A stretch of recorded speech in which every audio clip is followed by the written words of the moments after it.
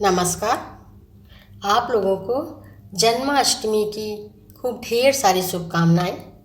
आज मैं आप लोगों के लिए जन्माष्टमी व्रत कथा लेकर के आई हूँ, जिसके सुनने से समस्त पापों का नाश हो जाता है। तो कथा सुनने से पहले अगर आप चैनल पर नए हैं तो हमारे इस चैनल को सब्सक्राइब करें। कथा सुनने के बाद हमारी इस वीडियो को लाइक करें, शेयर करें और कमेंट्स में जय श्री कृष्णा लिखना ना भूलें। भगवान श्री कृष्ण जी आपके सभी कष्टों को हर लें, इसी सद्भावना के साथ कथा सुनते हैं। भाद्रपद माह के कृष्ण पक्ष की अष्टमी तिथि को जन्माष्टमी यानी कि श्री कृष्ण जी के जन्म की खुशियां मनाई जाती हैं। भक्त मध्य रात्रि में कन्हैया का श्रृंगार करते हैं, उन्हें भोग लगाते हैं और पूजा आराधना करते हैं।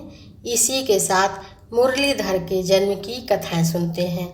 मान्यता है कि श्री कृष्ण जन्म की यह अद्भुत कथा सुनने से ही समस्त पापों का नाश हो जाता है, साथ ही जातक पर कन्हैया की कृपा बरसती है। तो बोलो श्री कृष्ण भगवान की जय। और अब हम कथा सुनेंगे। स्कंद पुराण के मुताबिक द्वापर युग की बात है कि उन दिनों मथुरा में उग्रसेन नाम के राजा राज्य करते थे, लेकिन स्वभाव से वह सीधे साधे थे। यही वजह थी कि उनके पुत्र कंस ने ही उनका राज्य हड़प लिया और स्वयं मथुरा का राजा बन बैठा। कंस की एक बहन थी जिनका नाम था देवकी। कंस अपनी बहन देवकी से बहुत प्यार करते थे, बड़ा ही स्नेह करते थे। देवकी का विवाह वासुदेव से तय हुआ तो विवाह संपन्न होने के बाद कंस स्वयं ही रथ हाँकते हुए बहन को ससुराल छोड़ने के लिए रवाना हुए। स्कंद पुराण के अनुसार जब वह बहन को छोड़ने के लिए जा रहे थे, तभी एक आकाशवाणी हुई कि जिस बहन को इतने प्रेम से विदा करने के लिए स्वयं जा रहे हैं, उसी बहन का 8वां पुत्र तेरा संहार करेगा।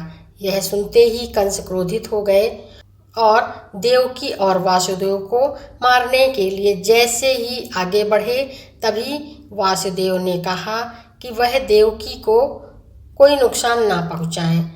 वह स्वयं ही देवकी की 8वीं संतान कंस को सौंप देंगे। इसके बाद कंस ने वासुदेव और देवकी को मारने के बजाय कारागार में डाल दिया। कारागार में ही देवकी ने 7 संतानों को जन्म दिया और कंस ने सभी को एक एक करके मार दिया। इसके बाद जैसे ही देवकी की 8वीं संतान के जन्म का समय हुआ तो कंस ने कारागार का पहरा और भी कड़ा कर दिया।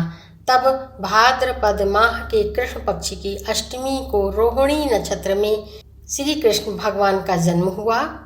तभी श्री हरि विष्णु ने वासुदेव को दर्शन देकर कहा कि वह स्वयं ही उनके पुत्र के रूप में जन्मे हैं। उन्होंने वासुदेव जी से कहा कि वह अपने मित्र नंद बाबा के घर गोकुल में उन्हें छोड़ाएं और यशोदा जी ने जिस कन्या को जन्म दिया है उसे कारागार में ले आएं। यशोदा जी से जन्मी कन्या कोई और नहीं, स्वयं माया थी। यह सब कुछ सुनने के बाद वासुदेव जी ने वैसा ही किया जैसा कि विष्णु भगवान ने उन्हें बताया था। फिर वासुदेव जी ने जैसे ही कन्हैया को अपनी गोद में उठाया, कारागार के ताले खुल गए। पहरेदार अपने आप ही नींद के आगोश में आ गए। फिर वासुदेव जी कन्हैया को टोकरी में रखकर गोकुल की तरफ चल दिए। कहते हैं उस समय यमुना जी पूरे उफान पर थीं। तब भी वासुदेव महाराज टोकरी को सिर पर रखकर यमुना जी को पार करके नंद बाबा के घर गोकुल पहुँचे। वहाँ कन्हैया को यशोदा जी के पास रखकर और कन्या को लेकर मथुरा वापस आ गए। उधर जब कंस को देवकी की 8वीं संतान के बारे में पता चला तो वह कारागार पहुँचा। वहाँ उसने देखा कि 8वीं संतान तो कन्या है। फिर भी वह उसे जमीन पर पटकने ही वाला था कि वह माया रूपी कन्या आसमान में पहुंचकर बोली कि हे मूर्ख, मुझे मारने से कुछ नहीं होगा। तेरा काल तो पहले ही गोकुल पहुंच चुका है और वह जल्द ही तेरा अंत करेगा। इसके बाद कंस ने वृंदावन में जन्मे सभी नवजातों का पता लगाया।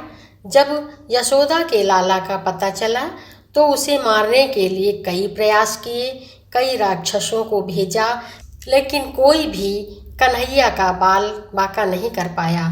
तो कंस को यह एहसास हो गया कि नंद बाबा का बालक ही वासुदेव और देवकी की 8वीं संतान है। भगवान श्री कृष्ण ने युवावस्था में ही कंस का अंत किया। इस तरह से जो भी यह कथा पढ़ता है या सुनता है उसके समस्त पापों का नाश हो जाता है और इस जीवन में सभी सुखों को भोगने के बाद उसे वैकुंठ लोक की प्राप्ति होती है। बोलो श्री कृष्ण भगवान की जय, श्री हरि विष्णु भगवान की जय। और जाते जाते चैनल को सब्सक्राइब कर दें, वीडियो को लाइक कर दें, शेयर कर दें और एक बार प्रेम से बोलें जय श्री कृष्णा, राधे राधे।